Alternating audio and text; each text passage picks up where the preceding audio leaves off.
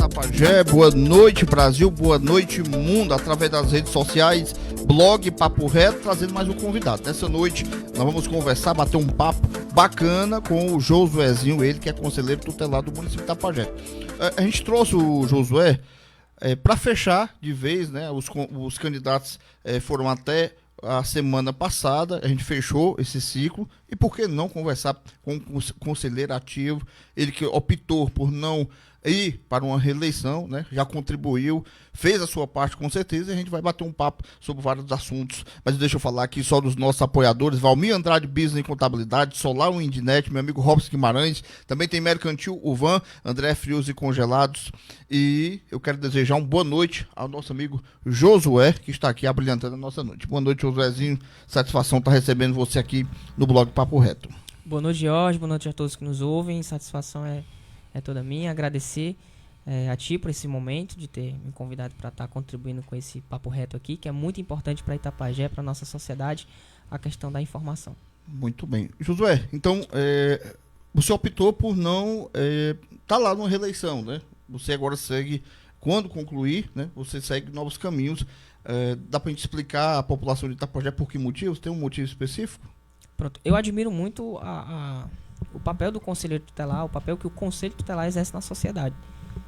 Mas antes de me candidatar, eu já fazia faculdade, né? Eu fazia o curso de Direito, concluí o curso de Direito, e aí passei no exame da ordem, e por questão de não poder, por uma questão de incompatibilidade, eu tinha que escolher ou ser conselheiro tutelar ou caminhar na vida de advogado, né? E aí eu pensei muito, e aí são 5 anos que eu destinei a estudar a área do direito, a estudar esse ramo, e aí eu decidi que iria deixar de ser conselheiro e iria novos desafios, mas jamais abandonar a causa, né? Que é a questão dos direitos que envolvem criança e adolescente. Isso aí é uma causa que uma causa que a gente leva para a vida toda.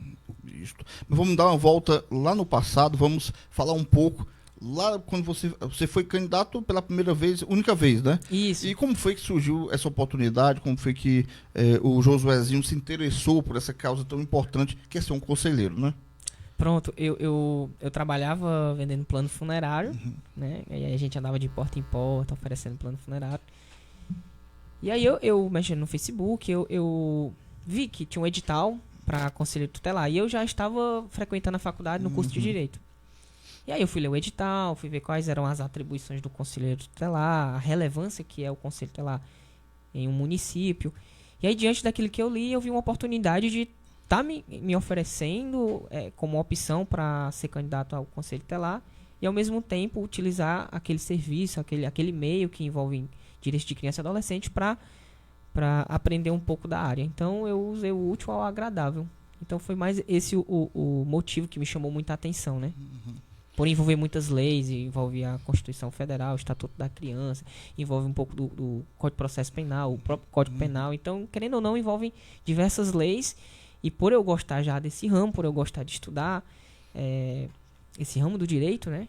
Então foi um estágio antecipado, né? De certa forma foi um estágio antecipado, na qual a gente aprende muito, amadurece muito o conceito tutelar, querendo ou não, você amadurece. Agora, depois vamos entrar de fato, né, no mundo do conceito tutelar, das leis, porque a gente escuta falar muito de proteção, de rede de proteção à criança e adolescente. Mas no seu ponto de vista, Josué, o município de Itapajé, a gente só pode falar do município de Itapajé porque conhecimento de causa, né? Ele segue, arrisca, pelo menos no seu entendimento, o que é para ser feito nessa proteção? Na verdade, quando o Estatuto foi criado, o Estatuto da Criança e do Adolescente, em 1990, né? Você vê a Constituição Federal em 1988, 2 anos depois nós tivemos essa legislação especial, que é o Estatuto da Criança e do Adolescente, que foi uma inovação do que envolve criança e adolescente. Foi a primeira vez que nós tivemos uma lei específica destinada para crianças e adolescentes. Você vai ver que o artigo 4º do Estatuto da Criança, ele reforça o que a própria Constituição, no artigo 227, orienta, que todos os direitos concernentes à criança e adolescente devem ser tratados pela família, pela sociedade, pelo Estado, com absoluta prioridade. Então foi uma lei, à luz da Constituição Federal, que veio reforçar a importância dessa proteção, desse zelo, que é garantir os direitos da criança e adolescente. Então, no artigo 98 do Estatuto da Criança, ele fala que as medidas de proteção vão ser aplicadas pelo Conselho Tutelar quando houver. Aí ele vai dizer os possíveis violadores de direito. O Estado por ação ou omissão do Estado. E aqui eu posso até te responder a tua pergunta. O município de Itapajé, se for assim que eu entendi a sua pergunta, o município de Itapajé, ele está 100% na proteção dos direitos da criança e do adolescente? Foi essa a pergunta? Isso. Não, infelizmente não. Por incrível que pareça, muitas das vezes o Estado é o principal violador de direitos. E aqui é que entra o papel do Conselho Tutelar. Quando a lei criou o Conselho Tutelar, ele criou um órgão autônomo. Ou seja, o Conselho Tutelar não está submetido, não está numa situação de subordinação à prefeitura, à secretaria, nada desse tipo. E aqui eu não estou falando o que eu acho, é o que a lei fala.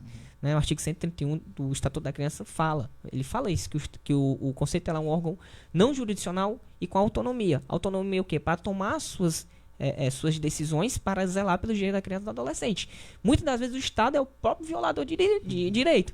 E diante dessa situação, o Conselho Tutelar entra para aplicar medidas e fazer com que aquele direito seja cumprido. Infelizmente, a gente, quando está nessa linha de frente, a gente percebe que muitas das vezes o próprio Estado é um violador de direito. Então, se ele é um violador de direito, ele não está 100% na proteção desses direitos a partir do momento que ele se torna um violador. Muito bem. Josué, e aproveitando, pelo conhecimento de causa, pelo trabalho que você vem fazendo, né, até aí ser concluído esse ciclo, eu queria que você falasse um pouco da importância do Conselho Tutelar para a sociedade, do seu ponto de vista, né, para as pessoas entenderem dessa importância que tem essa instituição. O Conselho Tutelar, ele é fundamental, como eu havia falado, para zelar pelos direitos dessa criança e desse adolescente. Toda vez que o Conselho Tutelar ele tem a informação, e aí essa informação pode ser levada até o Conselho Tutelar pelos pais, por vizinhos, através do Disque 100, que é o número do Direitos Humanos, através do próprio Ministério Público, que às vezes nos informa também. A partir do momento que nós temos essas informações, o Conselho Tutelar, como eu havia falado, ele aplica medidas protetivas. Ele faz requisições de serviços. Muitas das vezes a criança, após uma violação de direito, ela precisa de uma consulta médica, ela precisa de um acompanhamento psicológico, ela precisa de um acompanhamento de um assistente social. Então, e aqui eu abro um parêntese, porque o Conselho Tutelar está dentro de uma rede de proteção. O Conselho Tutelar ele não funciona só. Né? E aqui é por isso que é importante. Não basta ter um Conselho Tutelar na sociedade, no município. Não basta termos um Conselho Tutelar formado. É necessário fortalecer toda essa rede de proteção. Porque, como eu havia falado, o Conselho Tutelar ele é apenas um dos componentes de uma rede de proteção. Tem as teias, né? Exatamente, são catracas. São catracas que formalizam essa rede de proteção. É por isso que nós precisamos de um CREAS fortalecido, de um CRAS fortalecido, de um CAPED fortalecido, de escolas fortalecidas, de um Ministério Público fortalecido, né? Com profissionais, com a quantidade de profissionais capacitados, qualificados para atender aquela situação. Porque como que o Conselho Tutelar vai requisitar um serviço se o município não tem profissionais para oferecer esse serviço? Então, não adianta a lei nos dar essa atribuição, no 136, você vai ver, Jorge, essa atribuição de requisitar esses serviços, se o município, ou se não, por exemplo, não tivermos delegacia, se não tivermos um Ministério Público, se não tivermos um Poder Judiciário. Fica na metade do caminho, fica incompleto. Exatamente. Né? E aí o Conselho Tutelar, respeitando o artigo 37 da Constituição Federal, que é os princípios da administração pública, um deles é a legalidade, o Conselho Tutelar, obedecendo à legalidade, ele só pode fazer aquilo que é sua atribuição.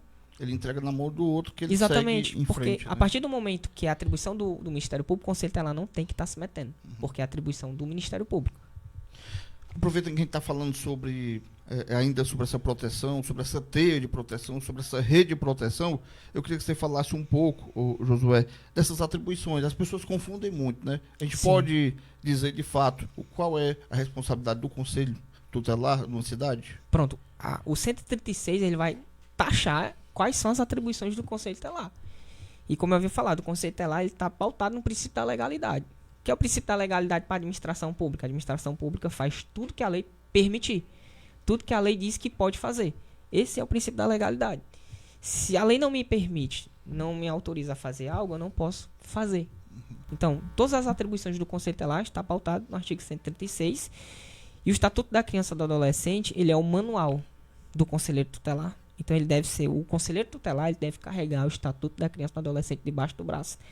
Toda ação, toda medida protetiva, toda iniciativa do Conselho Tutelar deve ser pautado, fundamentado, com fulcro, com base no Estatuto da Criança e do Adolescente. Porque esse é o manual do Conselheiro Tutelar.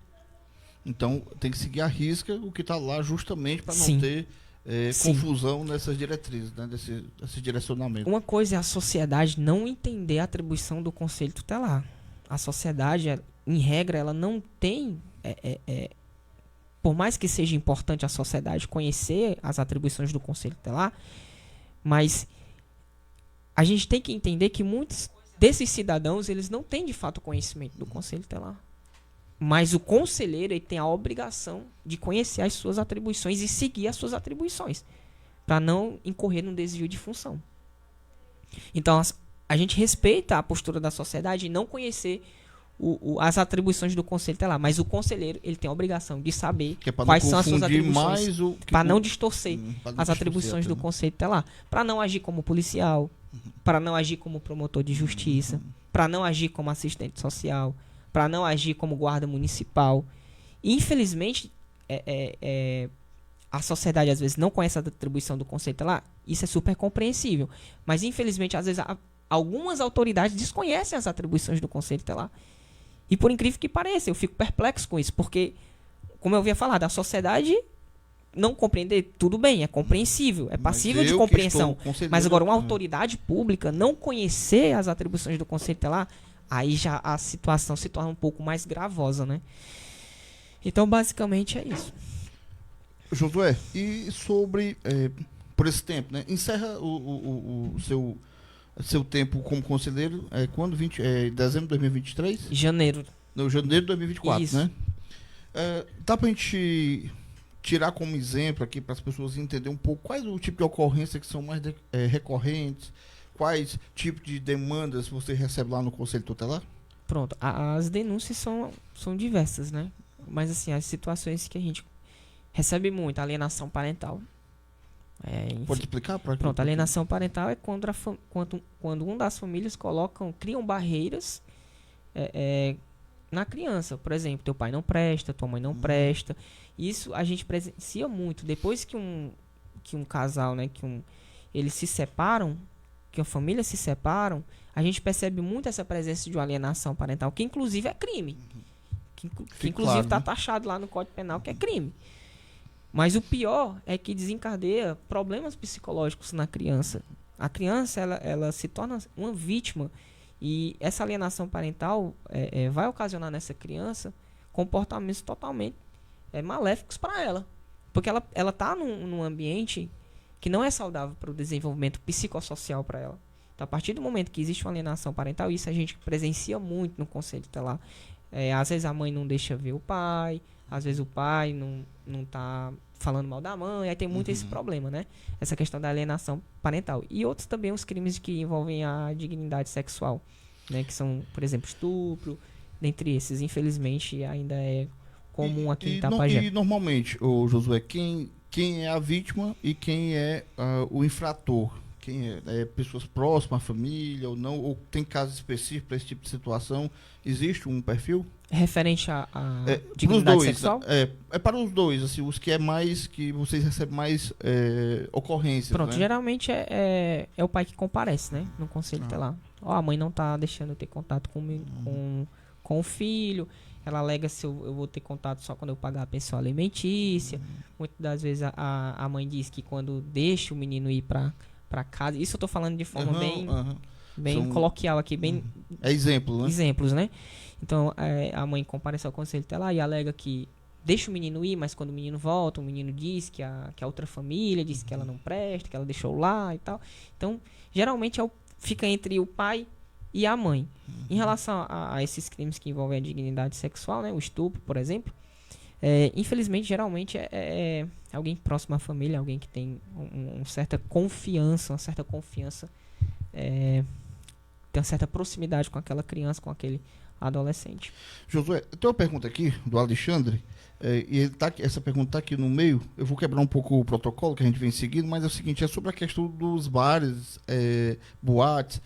Existia muito essa questão de ter essas blitz, ter Sim. esse acompanhamento. Na legislação vigente, ela mudou alguma coisa? Não tem especificamente, né? essa. Se você for pegar, abrir o Estatuto da Criança, do Adolescente, no artigo 136, você não vai ver, que o Conselho Tutelar tem que estar lá fazendo essa blitz. Você não acha na lei 8.069, que é o Estatuto da Criança e do Adolescente, essa blitz. Você acredita que foi uma interpretação? Infelizmente. Antigamente, de pessoas que usavam... Infelizmente. O Alexandre deve estar pensando, e aí, deixar assim? Claro que não. Aciona a Polícia Militar. A Polícia Militar tem que ir, porque se trata de quê? De um crime. Trata-se de um crime. A Polícia Militar vai, notifica a pessoa, no caso aí é um flagrante, se a criança ou o adolescente está ingerindo, ou estão dando bebida para essa criança, vai ser um flagrante. O dono ou quem estiver fazendo isso aí vai ter que ser conduzido para a delegacia por ser um crime. E não é o Conselho Tutelar que vai conduzir. Porque se você for ler o 144, que é da Constituição Federal, que trata da segurança pública, você não vai achar lá o Conselho Tutelar. O que é que acontece no passado? Infelizmente, os conselheiros faziam isso. Que tinha Kombi, tinha o veículo, tinha a Kombi e tal. Isso aí é uma interpretação do Código de Menor. Porque existia o Código de Menor. Que foi, foi abolido. Não existe mais essa lei. ECA, né? Inclusive, nem o termo menor se utiliza mais na legislação. Ou é criança ou é adolescente. O menor, até o termo menor foi tirado por questões de ser pejorativo. Agora, como eu falei, uma coisa é a sociedade não compreender as atribuições do Conselho Tutelar. Outra coisa é as autoridades públicas desconhecerem as atribuições do Conselho Tutelar. Porque, Jorge, se cada um fizer as suas atribuições, se a Polícia Militar, né, diante de uma situação lá, for lá e verificar e constatar que há um crime em flagrante e fazer de fato o que é a sua atribuição e depois informar o Conselho Tutelar para que o Conselho Tutelar aplique medidas protetivas, eu não estou dizendo que o Conselho Tutelar não tem que estar numa situação dessa. O Conselho Tutelar deve agir. Ele está falando o que a lei diz. Exatamente. Fato, né? Porque aí há uma violação de direito. Então, a Polícia Militar vai lá, constatou, informa o Conselho Tutelar depois, para que o Conselho Tutelar aplique medidas protetivas para aquela criança, para aquele adolescente, chame os pais, converse com os pais, de certa muitas das situações adverte, e a depender da situação informa o Ministério Público. Se cada um fizer o que é da sua competência, da sua atribuição, as coisas tendem a normalizar, ou então chegar próximo da normalização. Muito bem, então deixa eu agradecer ao Alexandre aí, né, pela participação. Acompanhando a gente, o Alexandre Costa Araújo, o Moacir Domingos Leitersol que está acompanhando, o Bruno Brandão está acompanhando também a gente, e vamos aqui para frente. Nós estamos aqui, gente, batendo um papo hoje com o Josué, ele que é conselheiro tutelar aqui do município de Itapajé e faz uma atuação brilhante. Eu tenho certeza que são 4 anos, né? 4 anos. Foram de contribuição. Muito amadurecimento. De amadurecimento, e eu tenho certeza que fica assim um legado do Josuézinho, tão conhecido que a gente fala mais carinhosamente, nosso amigo Josué. Mas a questão dos outros órgãos, funciona? Você lá faz a sua atribuição? Ou poderia ter alguma, vamos dizer assim, um pouco mais de atuação? Ou assim que você entrega lá, cada um se responsabiliza e aí segue a vida, né? Você já vai para outro caso, né? Sim, o Conselho Tutelar, quando ele, por exemplo, né? Para exemplificar, quando o Conselho Tutelar ele recebe a informação, por exemplo, de uma criança que sofreu um estupro. Nós recebemos a informação, os pais comparecem ao Conselho Tutelar, o Conselho Tutelar, com base no 136, é uma obrigação do Conselho Tutelar informar o Ministério Público. Quem vai investigar? Isso aqui é eu estou falando fluxo de atendimento, como é que acontece, né? Estou pegando um exemplo aqui de um estupro de vulnerável. O Conselho Tutelar, tendo essa informação, informa o Ministério Público com a delegacia inicia a investigação. O Conselho Tutelar encaminha essa criança para o CREAS, por exemplo, que é o Centro de Referência Especializado. Lá no CREAS, essa criança ou esse adolescente, essa família que infelizmente passou por essa situação, vai ser acompanhado por advogado, né? Por psicólogo, por assistente social. Muitas das vezes, Jorge, essa criança precisa de um psiquiatra, porque infelizmente ela começa a se automutilar, ela se corta, ela tem pensamentos suicídios. Então a gente já entra em contato com o CAPS. E como eu falei, existe uma rede de apoio. Que Né? responsabilidade. E a né? gente Ser um tem uma conselheiro. confiança de que esses profissionais nesses órgãos do CREAS, do CAPS, eles exercem com competência e com qualificação os demais serviços que é da sua atribuição. Né? E até então a gente não acompanha em relação às investigações como é que está esse andamento. Inclusive as famílias perguntam, e aí, quando é que ele vai ser preso? Infelizmente, Jorge, nós não temos Assim que passa para outra instituição, esse contato, pronto, já vai para outro delegacia caso. e Ministério Público, a investigação. Se vai ser preso ou não, infelizmente a gente não tem esse poder de decidir isso. Né? E aí vai caber à delegacia, ao Ministério Público e Poder Judiciário decidir essa situação. Mas a gente aplica medidas protetivas. Isso de fato acontece. Josué, já que a gente falou sobre essa questão de atendimento, mas assim, todos os atendimentos ele tem uma porta de entrada igual ou tem alguma diferença? Você poderia resumir para a gente como é que funciona esse atendimento? Basicamente, todos são pela mesma linha? Não, vai depender muito. Sempre quando houver violação de direito é CREAS. Sempre que for crime, por exemplo. E no crime, conselho, você chega lá com qualquer tipo de denúncia da área? Sim. Vulnerabilidade social, família está passando fome. Pode procurar o conselho? Claro. Deve procurar o conselho tutelar. O conselho tutelar, diante daquela situação, comunica à Secretaria de Assistência Social. Ou então comunica diretamente ao CRAS para ver essa situação de vulnerabilidade social, que não é um crime, mas o conselho tutelar também acompanha. O conselho tutelar não acompanha só situações de crime. Nós acompanhamos também essa situação social da família. Inclusive, como eu havia falado, é uma atribuição do conselho tutelar requisitar serviço na área social. Evasão escolar, por exemplo, mas a escola pode acionar o conselho? Pode. Agora, o que é fundamental a escola quando comunica o conselho tutelar, e isso infelizmente não acontece, é colocar lá no papel o que a escola já fez. O que acontece? Às vezes a escola só manda dizendo, fulano de tal tá faltando a aula. Mas não vem um relatório, tentamos isso, tentamos aquilo com essa criança, tentamos chamar os pais, visitamos a casa, temos um projeto pedagógico para... Infelizmente não tem isso, Jorge. Então, o que a gente percebe? Muitas das vezes é utilizada a imagem... Vago, né? É vago, né? Muitas das vezes é utilizado aqui o conselho tutelar como se fosse o bicho-papão. Não, vou mandar aqui pro conselho tutelar que se vira para esse menino voltar para a escola. Não é bem assim. A situação não é dessa forma. Os colégios eles precisam ter um projeto pedagógico para evitar a evasão. E se caso acontecer a evasão escolar, ter projetos pedagógicos para trabalhar esse retorno dessa criança ou desse adolescente para a escola. Caso não se resolva, esgotou os recursos da escola? Então aqui, gente, vai ter que comunicar o conselho tutelar. Josué, sobre a questão ainda de perfil, de algum tipo de violência, alguma coisa, alguma situação, tem alguma característica específica de cada criança, por exemplo, de uma que está sofrendo alguma questão psicológica, algum tipo de violência? Existe um perfil? É uma criança que ela é mais calada ou ela é mais tímida? Entendi. Se a criança ela muda o seu comportamento diante de uma, por exemplo, violência psicológica. É natural, a gente percebe logo essa mudança ou vai levar um tempo? É bom assim, eu acredito que para essa pergunta seria mais interessante um psicólogo te responder, né? Mas assim, o que a gente entende quando conversa com psicólogos diante dessa situação, né? Pelos que eles comentam. A criança ela muda de fato o seu comportamento, ela fica mais retrancada, né? Ela não olha no seu olho, ela se mostra mais retraída, ela não conversa mais, ela fica muito na defensiva, né? Então existem sim comportamentos, há uma mudança comportamental da criança, com certeza existe, mas no conselho tutelar a gente não tem essa visão por nós não sermos técnicos nesse aspecto. Por isso que ele direciona. Por isso que o conselho tutelar direciona.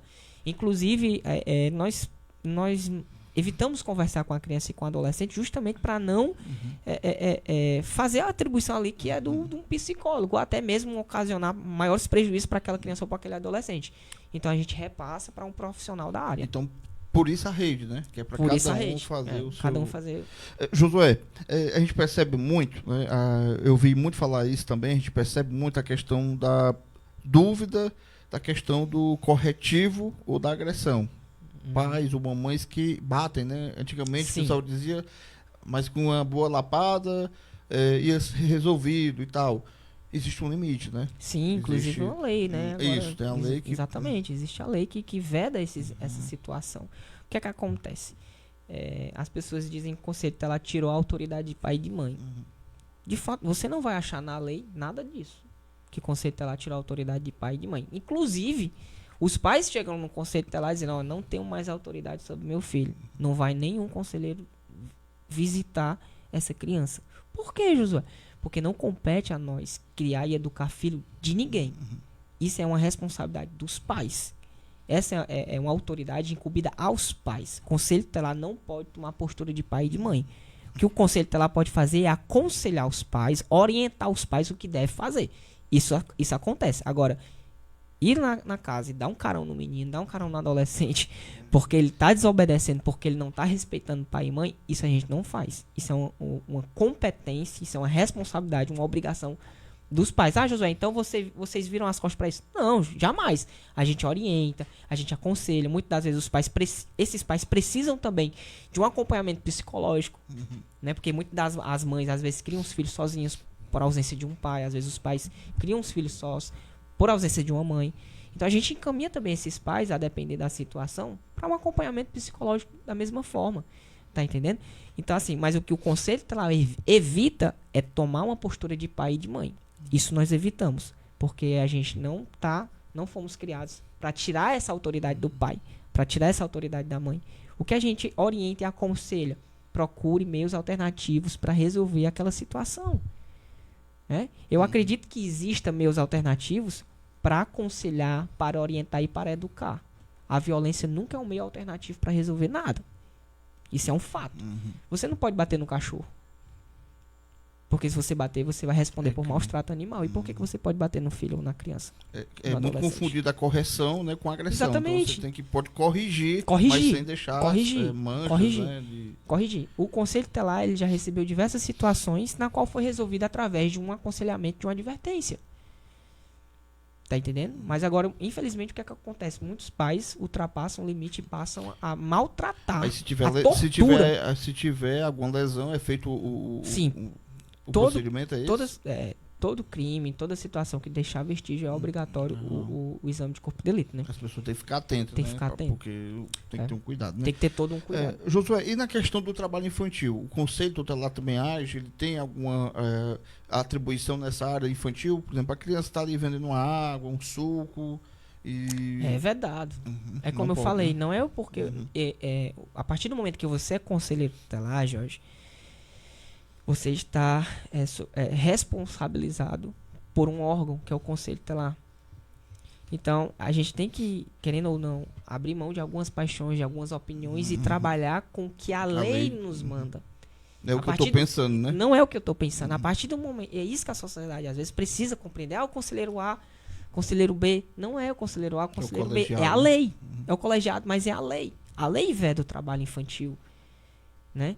Agora, assim, todo caso é um caso. Né? Abaixo dos 18 anos, pode trabalhar assim, no formato de aprendiz. A Secretaria de Assistência Social muitas vezes abre aí editais, abre oportunidades para jovem aprendiz, tá? Fazer cursos profissionalizantes, enfim. Mas o trabalho infantil, ele é vedado e deve ser combatido.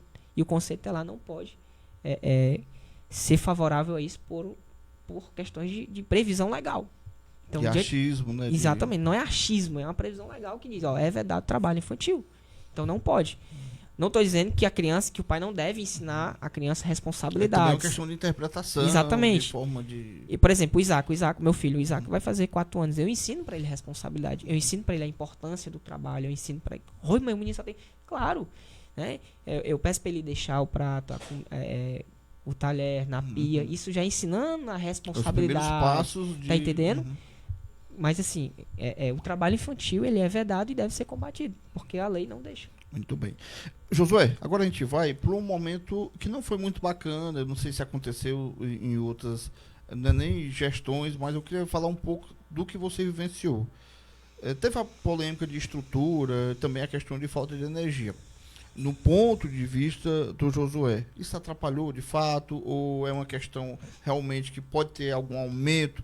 porque o vereador A denunciou, porque a meio de comunicação denunciou, houve um excesso ou não, isso de fato prejudica o funcionamento de um órgão tão importante que é o Conselho Tutelar? Com certeza prejudicou, né, Jorge? Inclusive, nós estamos aí penando, batalhando para colocar em dia os ofícios, porque o Conselho Tutelar ficou sem energia, mas o Ministério não ficou, né? O Ministério Público não ficou. O Disque 100 não ficou. As escolas não ficaram. Então, era todo dia nós tínhamos ofício, chegando ofício, mas não tínhamos como a gente responder. Então, querendo ou não, acumulou muito trabalho e estamos aí tentando enxugar o máximo possível para pelo menos terminar um ano sem nenhum ofício para ser faltando ser respondido. Mas prejudicou muito, prejudicou demais. Do seu ponto de vista, assim, porque você está em um novo momento, você está trilhando aí novos caminhos, né? A partir de janeiro de 2024, você deixa e está em um processo pessoal bem interessante, questão do direito. Mas assim, você pode deixar alguma dica, né, para outros gestores, para as pessoas que fazem isso, em ter um cuidado, uma atenção maior para esse órgão tão importante? Eu sempre acho que o erro da lei, do Estatuto da Criança, foi deixar sob a responsabilidade dos municípios. Eu acredito que deveria ser, né? Eu acredito que deveria ser a responsabilidade de uma lei federal. Foi uma lei federal que criou? Era uma lei federal que deveria se responsabilizar pela manutenção do Conselho Tutelar. Porque muitas das vezes, como eu falei, muitas das vezes o violador é o próprio Estado. Infelizmente, muitas das vezes o violador é um secretário. A ou B. E o Conselho Tutelar, ele não pode fechar os olhos para isso. Se chegou uma denúncia que é um secretário A, um secretário B, enfim, independente de quem seja, o Conselho Tutelar, por previsão legal, vai ter que colocar aquela denúncia para frente. O que é que acontece? Muitas das vezes, por ficar sob a responsabilidade, a manutenção do Conselho Tutelar de um gestor local, muitas das vezes acaba sendo perseguido, vamos dizer assim, né? Utilizar esse termo, perseguido. E é triste a situação de muitos conselheiros tutelares por aí, porque existem conselheiros que, infelizmente, é um computador para 5 conselheiros. Muitos conselhos tutelares não têm transporte próprio, né? Conheço conselheiros tutelares que não recebem nenhum salário mínimo, e a mesma responsabilidade. Que é o que a gente tá vendo aqui, né? Que é a mesma responsabilidade. Itapajé está com mais de 6 anos, mais de 7 anos, se eu não estiver equivocado. Que não há atualização do seu valor, né? Então, assim, a gente entende que os encaminhamentos que o Conselho Tutelar faz não é porque ele não gosta do gestor A ou do gestor B. É porque o Conselho Tutelar está seguindo uma atribuição que foi imposta a ele. Então, a partir do momento que o Conselho Tutelar, se ele não colocar aquela denúncia para frente, ele está se tornando um violador de direitos.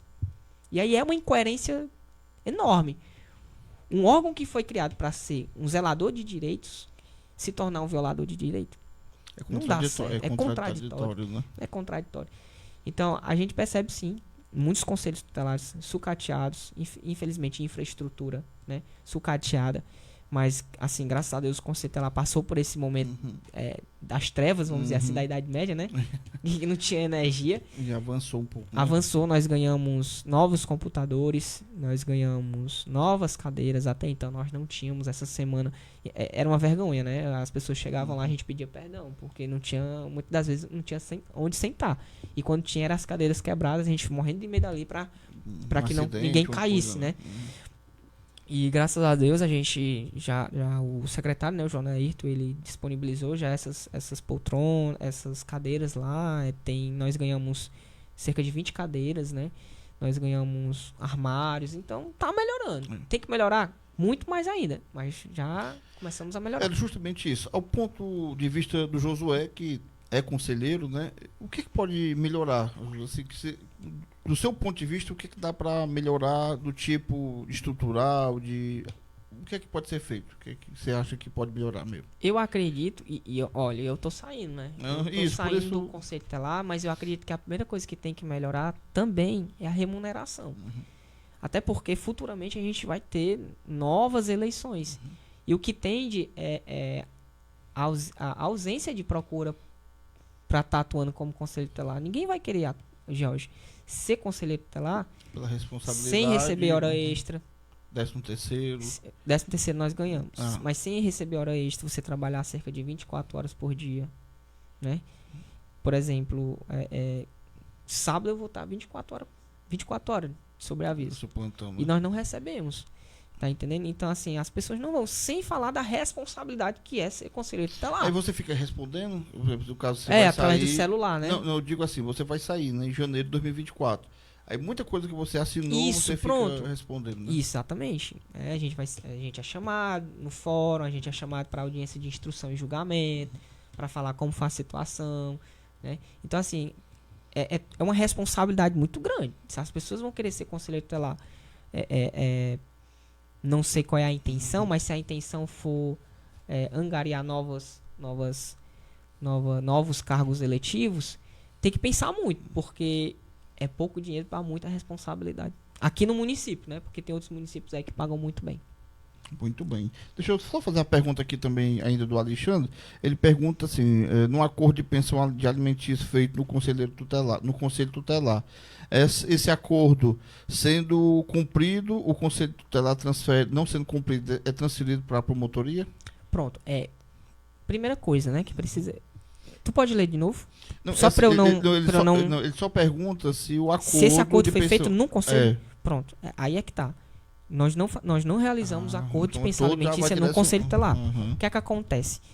Quando a família chega no Conselho Tutelar, né, olha, eu pretendo realizar um acordo com o meu ex porque eu quero resolver essa questão e colocar no papel como vai ser essa questão de visita, de pensão alimentícia e tal. Nós chamamos, por exemplo, o pai da criança, explicamos a ele que a mãe da criança compareceu ao Conselho Tutelar e tal e tal. E orientamos ele a importância, por exemplo, da Sejusc. Né? A importância de ir para a Sejusc, porque nem advogado precisa. Né? E aí a importância de colocar isso no papel. E aí nós orientamos. O pai quer esse acordo também? A gente pega a informação de que o pai quer, pega os documentos e encaminha para a Sejusc. E lá, através do Dr. Paulo, o mediador, coloca no papel aquele acordo, e aí eu vou já responder o Alexandre, coloca no papel os dias de visita, o valor da pensão alimentícia, se é guarda compartilhada e tal. Coloca detalhes, isso tudo naquele papel e o juiz assina. Mas isso é feito lá na Sejusc. A gente encaminha a situação para a Sejusc. Tá? Então fica bem claro que nada é feito no conselho. Não, né? esse acordo de pensão alimentícia não é realizado, porque nós somos órgão não jurisdicional.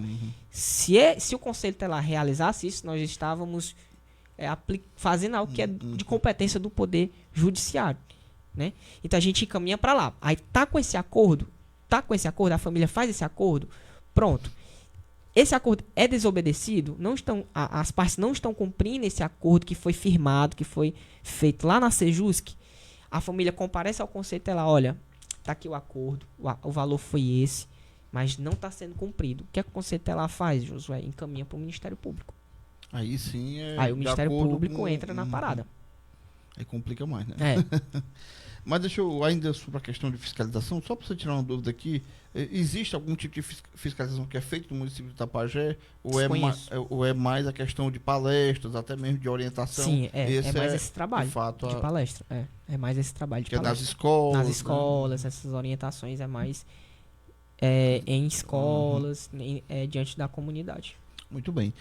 Ainda sobre a questão de valorização, então assim, no ponto de vista do Josué, um conselheiro, ele não é tão valorizado, né? Então ele pode melhorar também essa valorização, sim, mas não desta gestão hoje especificamente, mas da área, vamos dizer, do conselheiro em si, né? Ou seja, ele precisa de um melhor... Precisamos de um poder legislativo mais atuante quanto à situação do Conselho Tutelar. Precisamos de um poder executivo mais atuante quanto à situação do Conselho Tutelar, principalmente nessa situação de remuneração. Isso que eu estou falando, infelizmente, possivelmente, futuramente, outro conselheiro vai estar aqui falando. José, no caso, questão financeira, precisa de quê? Porque não é só pagar melhor, né? Precisa de passar pela parte legislativa do município, é isso? Projeto de lei? O poder Executivo ele precisa encaminhar um projeto de lei, né? Então cabe muito essa cobrança para a Câmara, e aí a Câmara analisa, né? E tal.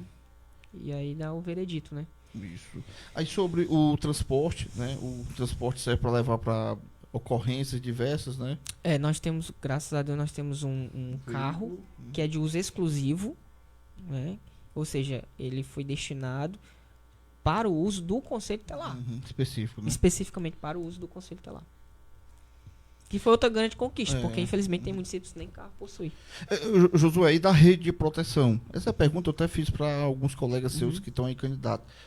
Tem alguma coisa que precisa melhorar da rede de proteção? Você acha que precisa? Eu acredito que aproximar.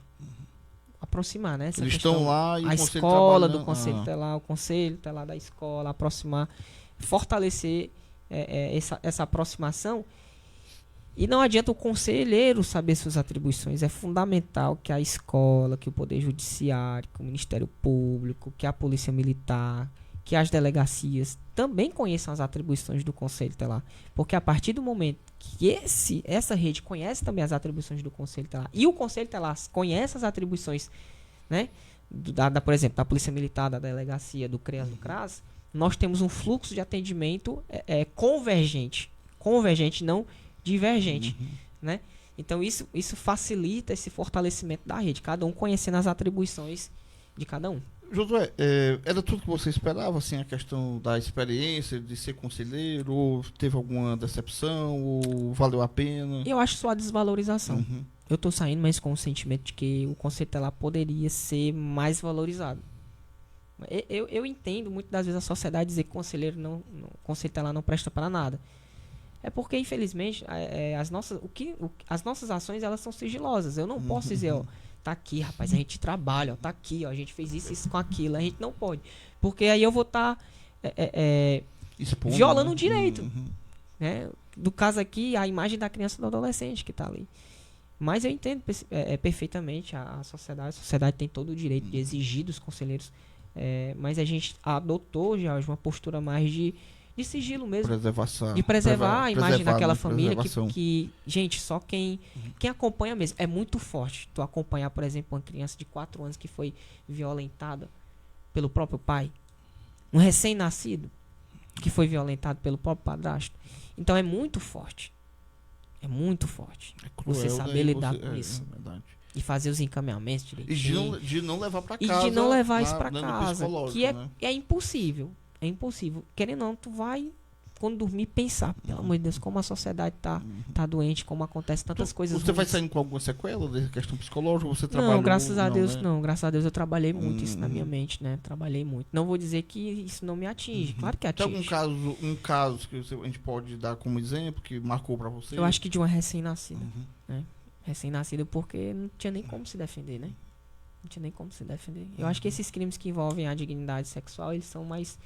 Todos são sérios, mas esse, assim, infelizmente a criança, o adolescente leva pro resto da sua vida. E aí quanto menos a sociedade sabe do que aconteceu, melhor é para aquela criança, para aquele adolescente. Porque toda vez quando a sociedade vê aquele criança e aquele adolescente, vai associar a uma violação de direito. O Josué se dedicou ao máximo na sua atribuição? Eu tô saindo do Conselho Telar de cabeça erguida. Que fiz o meu melhor. Fiz o meu melhor, trabalhei da forma correta, amadureci muito, aprendi a trabalhar em equipe, né, porque é fundamental os novos conselheiros que irão entrar, é fundamental saber trabalhar em equipe. Ninguém lá é dono de opinião de ninguém, nós somos um colegiado e é fundamental esse colegiado estar síncrono e não assíncrono. É fundamental que esse colegiado ele esteja alinhado. Né, isso é fundamental. Você está falando muito sobre proteção, sobre a rede de proteção, sobre o ECA, mas quais 3 pontos que o Josué chama a atenção? Que você, aqueles que você conheça bem, quais os 3 pontos que chamam a atenção do ECA para você? Eu gosto muito do 136, porque é incrível. Você usa muito o 136, que vai falar sobre as atribuições. Eu gosto muito do artigo 4º, que vai tratar sobre os direitos, porque ele é um resumo do Estatuto da Criança e do Adolescente, né? E tem bastante conivência com a Constituição Federal. E o 98, que são artigos que... tem o artigo 13 também, que fala que na hipótese de violência, né, qualquer hipótese de violência contra a criança e adolescente deve ser obrigatoriamente comunicada ao Conselho Tutelar. Isso é fundamental, a sociedade saber disso, as autoridades saberem disso. Então, basicamente, esses são os pontos que eu acho muito, assim, muito importante que o conselheiro ele deve carregar no seu mandato. Todo o Estatuto da Criança, mas vai trabalhar muito com o artigo 4º, com o artigo 13, com o artigo 98, com o artigo 100, né, com o artigo 101, com o artigo... E aí vai. O Josué, Estatuto da Criança, ele é lindo. Ele é perfeito. foi muito bem produzido, né? Mas sobre, assim, as redes sociais do Conselho Tutelar, no seu ponto de vista, você acha que não poderia ter a questão de conscientização, ou aí vai muito do município, depende também disso, né? Porque o Conselho também não pode fazer tudo independente, né? Ele tem que seguir A diretrizes. questão da né? marketing. Isso, o marketing. É importante, né? Por exemplo, fazer uma artezinha, né? Sobre a questão, por exemplo, do estupro de vulnerável, em que hipóteses pode acontecer. Algo desse tipo, não vejo nenhum problema. A questão é tempo mesmo. Nem todo mundo domina o marketing, né? E aí fica Aí a caráter tá, do município em ter as pessoas que fazem, né? E Poderia aí, ser. É porque eu, por exemplo, não sei produzir uma arte, né? Ali, fazer um marketing e tal, eu não sei fazer isso. Então, Mas que era importante, é fundamental. Tá publicando lá, inovações da lei e tal. Isso é muito interessante, eu acho que ajudaria muito. o Carlos Antônio, o Antônio Gleison, ele pergunta o seguinte, não sei se pode responder sobre esse assunto, porque eu não sei da legislação eleitoral, mas Josué, já que você não está candidato novamente, né? Há algum conselho tutelar que você pleiteia ou que tem uma torcida? Existe isso ou todos, né? Rapaz, aí me colocar aí não em Eu apuros. repeti aqui, né? Josué, já que você não é candidato novamente ao Conselho Tutelar, você apoia algum dos 7 que estão pleiteando o cargo do Conselho Tutelar? Ou ele tá apenas eu não conheço, né? Eu não conheço assim o trabalho, né? O trabalho dos que estão tentando pela primeira vez. Eu conheço o trabalho dos que estão do meu lado trabalhando, né? Que é o Johnny, o Francisco das Chagas, que é o Chico Gol, o Heraldo, o Fábio. E por ser o voto, por ser algo de confiança, porque a partir do momento que você vota... Você conhece a e realidade, aqui eu né? não tô falando, não tô fazendo política em si, até porque eu não posso. Mas assim, o voto é algo que você vai votar e é um voto de confiança. Você está votando em uma pessoa que vai zelar por direitos. E é fundamental ter responsabilidade. Então a pergunta é Carlos, é? O Gleison, Antônio Gleison. O Antônio, vou chamar Antônio porque para eu não errar. Gleison, né, Antônio? O Antônio Gleison. É uma pergunta assim de muita responsabilidade. Eu não posso aqui agir na emoção e dizer, tá. Eu apoio os 4 que estão, por conhecer o trabalho, por conhecer de perto o trabalho que eles desempenham, né? Mas torço para que, independentemente de quem entrar, que avancem, que amadureçam. E eu acredito que o Conselho Tutelar atualmente está muito bem representado. E sobre a atuação, como era a atuação do Josué? Sempre teve essa linha principal, moderou? Como foi a sua atuação no Conselho? Eu sei que você gosta muito de números, isso aí você ficou conhecido pela questão de dados, foi assim sempre ou mudou um pouco? A questão do dado a gente tem um certo acompanhamento, até por questão da minha monografia, né? Foi o momento que eu tive que fazer uma pesquisa de campo e aí eu percebi essa questão numérica, né? Desses casos que infelizmente foi alarmante, né? Mas a gente tem um acompanhamento, mas eu assim, como eu falei, foi algo bem específico do momento da minha monografia, né? Aí agora a gente já está numa especialização, agora já é outra responsabilidade. Não sei se era isso que você queria... Não, é isso mesmo. A sua atuação ela foi de acordo com o que foi acontecendo. Às vezes um pouco mais enérgico, Isso, né? exatamente. É por questão de tempo mesmo, né? Questão de tempo. Eu estudava em Sobral. Então eu terminava ali 5 horas o trabalho e já entrava no ônibus em movimento. Às vezes o ônibus em movimento, às vezes eu corria para pegar o ônibus e já ia para Sobral e chegava meia-noite, às vezes mais da meia-noite. E aqui eu quero até parabenizar, né, os universitários aqui de Itapajé, que não é fácil você que trabalha, você que passa o dia trabalhando e sai do trabalho e vai pra faculdade, passa 4 horas ali ouvindo o professor. Dá pra dormir, né? Retorna. Um pouquinho na viagem? Não tem quem não durma, não. Dá uma descansada. Vamos botar 40. Mas são guerreiros, Jorge. Só sabe quem vai. A especialização é justamente a nossa pergunta aqui, é sobre qualificação, né? Você entrou já dentro, fazendo o direito, né? Estudando, aí você agora já está se especializando, né? Isso, eu estou fazendo a minha especialização na área da Previdência, né? Direito previdenciário. Que é previdenciário. Direito previdenciário. Futuramente pretendo me especializar no direito da criança e do adolescente. É como eu lhe falei, estou saindo do Conselho Tutelar, mas não estou abandonando de fato a luta, né? Pronto. A causa. Josué, o que eu vou percebendo, eu tive aqui uma rodada de entrevista com os candidatos, né? E o que a gente vai vendo justamente como levar o eleitor, né, para dia 1º agora, de outubro. Como você poderia ajudar, né, deixando aqui uma mensagem para... Até mesmo que você já falou algumas coisas que dá a entender que é importante, né, Sim, que é a com questão certeza. de direito Com certeza. e da criança e do adolescente. Mas será que ele tem uma receita específica? Ou você acha que pode ajudar? Eu acho que se colocar no lugar da criança e do adolescente, né? A criança ou adolescente, ele não pode votar. Ele não tem idade suficiente para votar. O adolescente, a depender da idade, né? Até os seus 16 anos, ele não pode votar. Já você... não, você que não é pai, você que não é mãe, mas você é tia. Você conhece uma criança, você conhece um adolescente. E a participação da população, ela é fundamental para que coloquem representantes capacitados, qualificados, para que, em um caso de necessidade, em caso de uma violação ou ameaça de direito, aqueles conselheiros que estão ali possam agir para que aquele direito seja pelo zelamento daquele direito, pela garantia daquele direito. Então, assim, é facultativo. Eu acredito que é a eleição mais democrática que tem. Porque se você não for, tudo bem. Não vai gerar multa, não vai gerar nada. Você vai se você quiser. Mas não desvaloriza ou não diminui a importância que é essa pleito, eleição, né? esse pleito. Então, é importante a sociedade participar. Eu sei que é chato pegar fila, mas é fundamental colocar representantes, ter representantes no Conselho Tutelar de Itapajé. Eu espero que o Conselho Tutelar ele continue nessa crescente, né? Nessa evolução. Porque no início eu via muito, Conselho Tutelar não sabe de nada, Conselho Tutelar tem que estudar, Conselho Tutelar e tal e tal. Então, eu e os meninos, nós pegamos essa crítica, para nós foi uma crítica construtiva. Então a gente, se dizem que a gente tem que estudar, vamos estudar. Vamos estudar, vamos melhorar aqui o texto, né? Vamos melhorar a escrita, vamos melhorar o nosso português, vamos melhorar a nossa fala, a nossa oratória, vamos melhorar.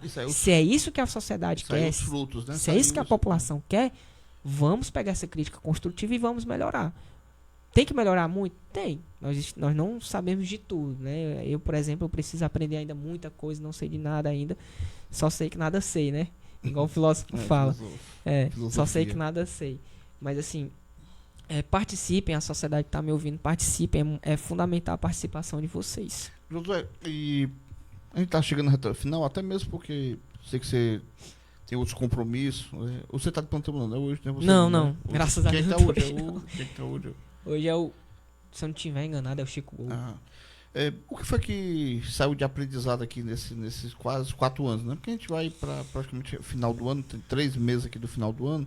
Mas foi o aprendizado assim, que a gente pode deixar, porque aqui é um arquivo, fica salvo aí, as pessoas vão assistir quando sentir falta de Josué, ou então que vão assistir muitas pessoas em seguida que fica salvo, né? Mas o que foi que você aprendeu de fato, o que você vai levando aí na bagagem do tempo que ficou como conselheiro? Que vale a pena você batalhar pelo zelamento de direitos.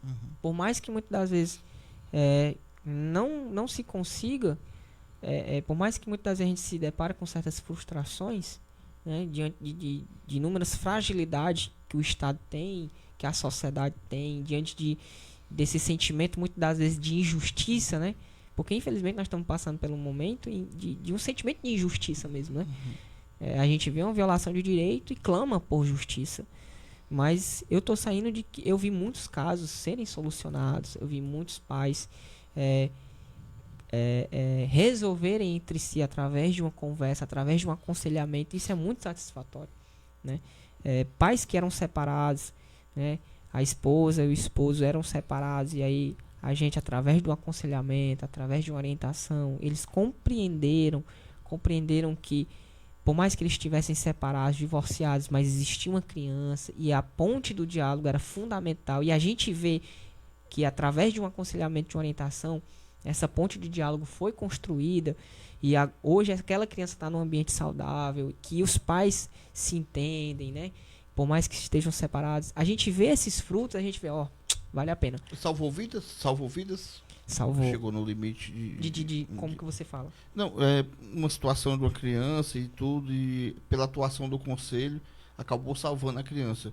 Você tem de um ambiente insalubre, esse ambiente de guerra? Sim, com certeza. Isso, e aí, essas coisas que fazem, né, a gente continuar a batalha que é. Porque não é fácil. A gente zelar por direitos não é fácil. É uma guerra que eu até falei quando eu estava na outra entrevista, que o Conselho Tutelar que ele não se posiciona, ele é posicionado. E está errado. Foi nos dado autonomia, foi nos dado uma lei para utilizar, que é o Estatuto da Criança e do Adolescente, e não somos nós que somos posicionados, é nós que se posicionamos diante de uma violação ou de uma ameaça de direito. É o Conselho que está ali na linha de frente. Até com essa pergunta, né, que eu quero finalizar, né, já eu deixo você nas considerações, né, para agradecer. Eu quero também lhe agradecer pela atenção, né, disponibilizar 1 hora do seu tempo para a gente conversar, né, vai ficar salvo aqui também, para falar sobre a questão dessa autonomia do Conselho, né, que fique para os outros anos, para as outras eleições, para o Josué, a autonomia do Conselho, a importância que fica essa mensagem. É uma das maiores importâncias que tem. Eu acho que é a partir dessa autonomia que o Conselho Tutelar ele tem força para aplicar as suas medidas protetivas. É a partir desse momento.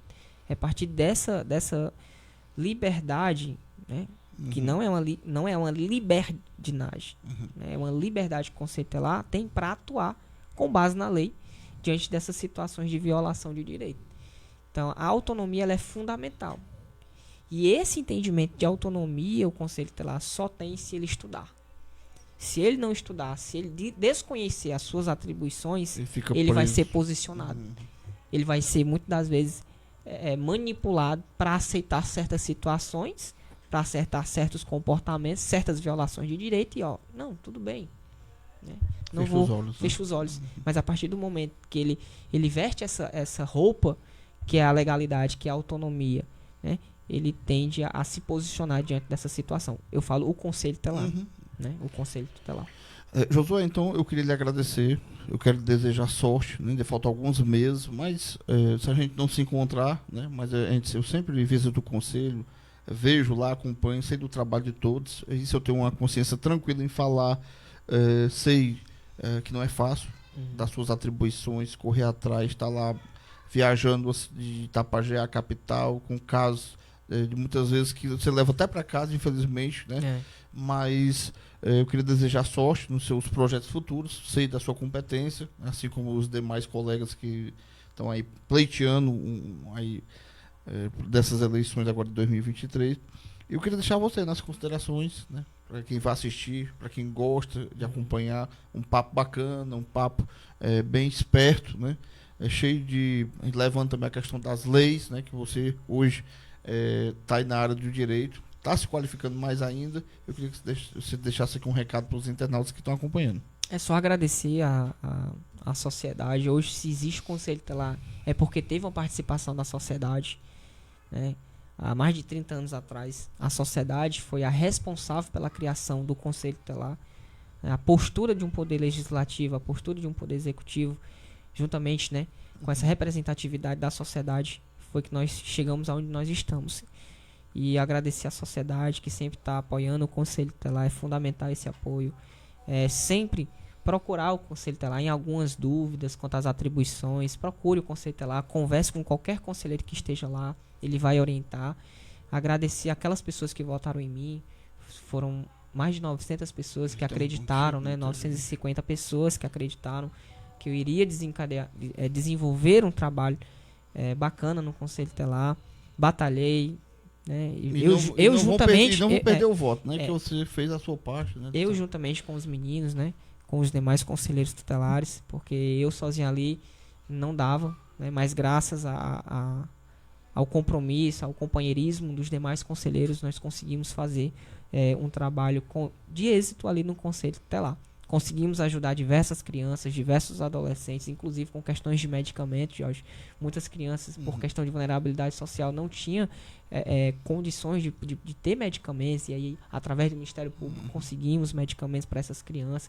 E demais outras conquistas que são essas garantias, né, que o Conselho Tutelar consegue, que faz com que o conselheiro continue nessa batalha. As redes sociais do Conselho Tutelar e o número 100 é a mesma coisa? Só muda o canal, né? O mesmo, né? É o mesmo. Então, pode ir no Instagram do Conselho? Tem o Instagram, né, do Conselho Tutelar. E tem o WhatsApp do Conselho Tutelar. Tem um número novo, né? Agora... Mas se eu te disser que por ser novo eu não sei. Mas decorado. Tem na página. Pronto, tem na página. Mas até perdão, é porque eu mal decoro o meu. Mas eu vi que atualizou, né? Pronto, atualizou. Aí eu Atualizou, mas acho que vai manter os 2 números. Se eu não estiver enganado, o celular pega 2 chips. Então se pegar 2 chips, a gente mantém os 2 para a população não ficar sem se comunicar, né? Muito bem. Josué, lhe agradecer de verdade.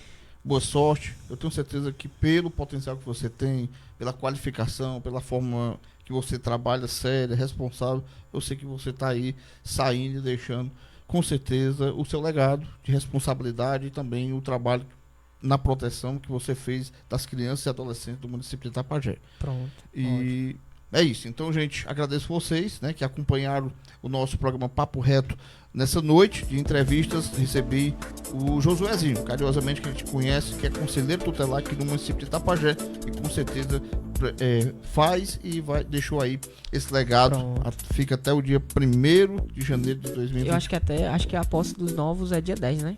Então acho que até dia 9. Então até o mês de janeiro de 2024, né? Então vamos deixar assim. E te agradecer, né? Te agradecer, Jorge. Você sempre nos deu essa oportunidade de estar aqui contribuindo com o Papo Reto, que eu acompanho, é fundamental para nossa sociedade. Ter um jornalismo sério que você vem desempenhando aqui em Itapajé. Continue assim, eu sei que não é fácil, mas continue. Eu acredito que Deus está contigo. Eu acredito que foi Deus que te orientou a estar nesse projeto, nesse Papo Reto, e é fundamental para a sociedade de Itapajé ter um programa como esse. Continue aí, que Deus é contigo.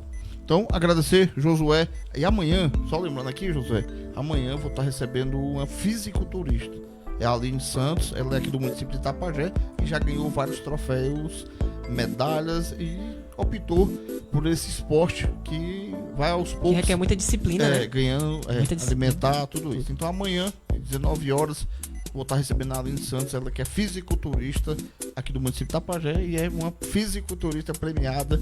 E a gente vai começar a bater um papo. Muito importante, é uma conquista pro nosso Itapajé. E isso é o nome, né, do município. Então, agradeço vocês em nome de Valmir Andrade, Business em Contabilidade, Solar Windnet, meu amigo Robson Guimarães. Lembrando que você pode economizar até 90% da sua conta de energia convencional. Então, você pode investir na energia solar. Mercantil Van, promoções, está aí o nosso encarte semanal. Quer preço de verdade? Barato de verdade? Então vem para o Mercantil Van. André, frios e congelados. E assim foi mais um programa Papo Reto Cast de entrevista. Hoje recebemos o Josué. Um abraço, fiquem com Deus. Um bom restante de final de segunda-feira e um bom início de semana para todos. Um abraço, fiquem com Deus. Bye, bye.